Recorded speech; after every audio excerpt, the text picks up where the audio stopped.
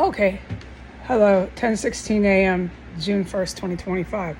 A quick bit about New Hampshire white nationalist Russian terrorist military compound. The main guy was Russian, okay? Blonde hair, tanner German looking skin, blue eyes that were darker blue. So if you're a couple feet from him, given whatever the light from the sun, the light is, the eyes could be uh,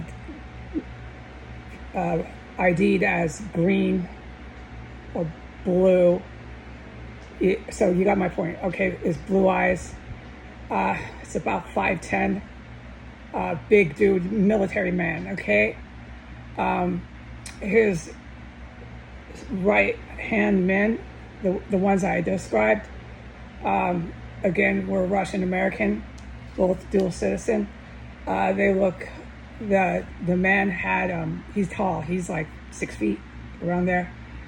He military trained, judo, karate, all that. Okay, just trained agent. Uh, dual dual languages. Just okay. Down the list. Check, check, check, check. Okay, we covered that last time. So his two guys that were with him looked like this. One of them was tall, had about 2 inch long hair, which was dark, which was wavy, dark curl, loose curl. Young, 26 or so, young. These guys were everything, age, everything. Check, check, check. Okay. Everybody wore civilian clothes, t-shirts, just hanging loose type of guys, t-shirts, jeans. The house next door is what we're going to talk about. So his house, where this general was, had all the gear, but the house next door did too.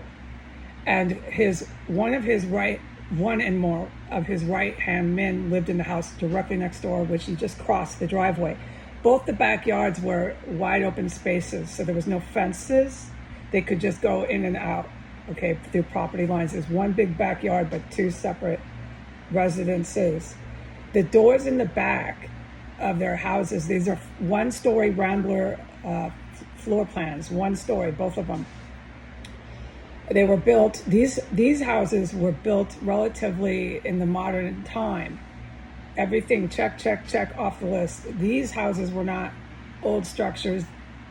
They were built around the 60s and had been remodeled since then, okay? Just through time, just slight changes. So it's more of a modern house and floor plan. Okay, so that is clear. The back yard doors to both properties for this military Russian terrorist compound were always open. So they just pop in the back. They use the back mostly, not the front. They look like they were friends. Who knows? Relatives. You get the picture, okay? Living, talking, no problem with coming and going from each other's properties. Okay, the Russian military man would go in and out of both houses at the same, but he would sleep and live in his house, okay? The backyards did have a fence after a certain point. They went back quite a ways. I don't have word big, like long and big open space, both backyards. And the backyards at that point had a fence. The fence actually fenced off both of the yards. There was never a fence that fenced off through the property line these two backyards. Okay, so the fence was built. The fence, however, ran for multiple houses that were next door, going left and right from these two primary houses I'm speaking of. Okay, so there was a fence, and the fence also had a way to get out of only one, and that house was that man's house, the dead military traitor to Russia general. He had the fence door, and the door to his yard went into the woods. There was woods for the whole neighborhood. Okay. In both of these backyards are sheds built like it looks like a suburban shed. All the houses have sheds. They're in the same spot, almost like they were built in a big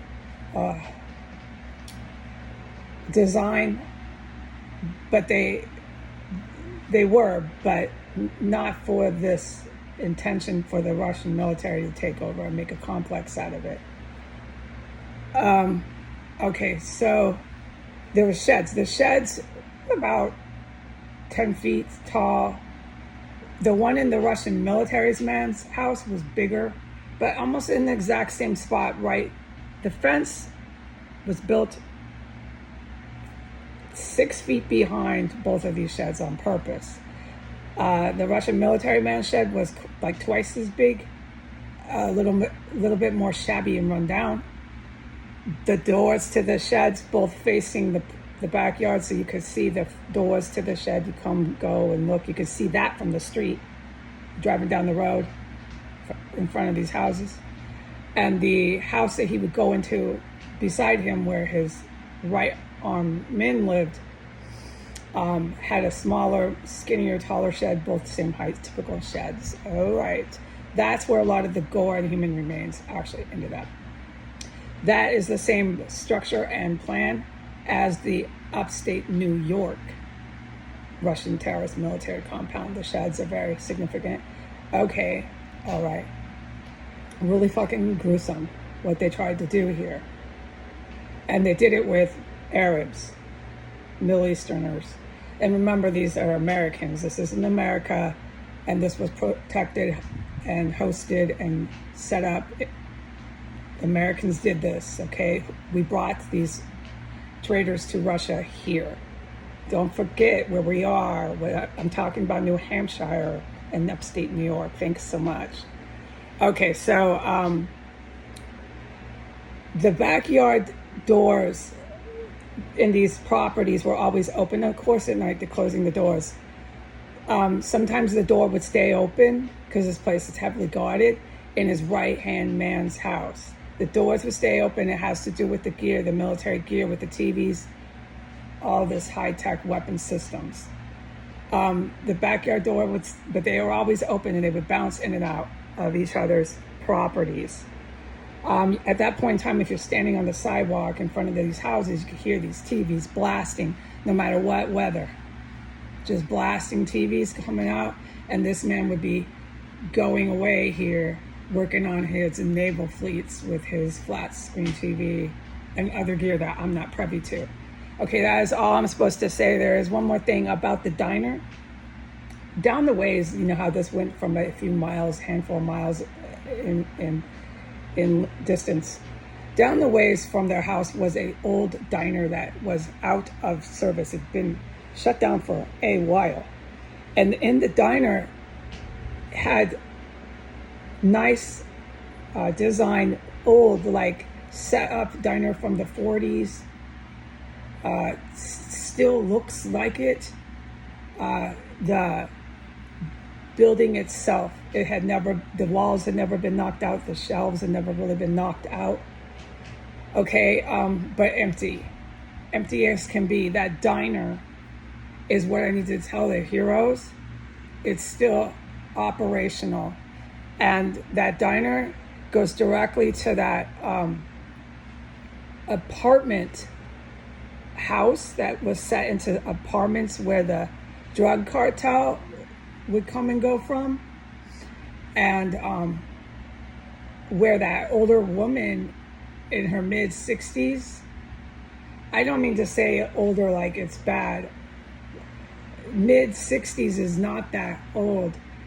My words, I ask people to please accept my apology. Mid-60s is not that old, but she's older, okay? She's not one of these 29-year-olds. She's not a 26-year-old. So she pretended to own the diner, and she pretended to own this other house that was same structure. It was from the 40s. It is still there. It's cool design, old house, but not cool, okay? They turned it into a place of terror and a place of neo-Nazi genocide.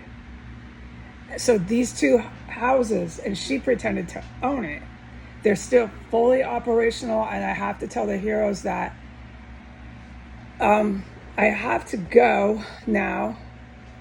I am to tell the heroes, tunnel, all of them, every tunnel, but the tunnel that comes first is that tunnel that goes directly from this house to that apartment complex across the street. And now I have to go. Goodbye.